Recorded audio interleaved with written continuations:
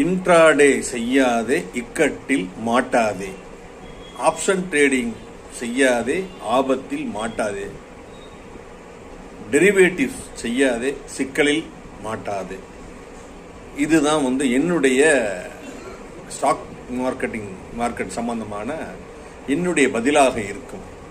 இன்னைக்கு மார்க்கெட் நல்ல டவுனாக இருக்கு. இன்னைக்கு தாராளமாக நீங்கள் இன்வெஸ்ட் பண்ணலாம். மார்க்கெட் மேலே போகிறப்ப நீங்கள் ஹார்வெஸ்ட் பண்ணலாம். இதுதான் ஸ்டாக் மார்க்கெட்டோட தாற்பயம். சரிங்களா? நீங்கள் ஸ்டாக் மார்க்கெட்டில் இன்வெஸ்டராக இருந்தால் மட்டும்தான் ஜெயிக்க முடியும்.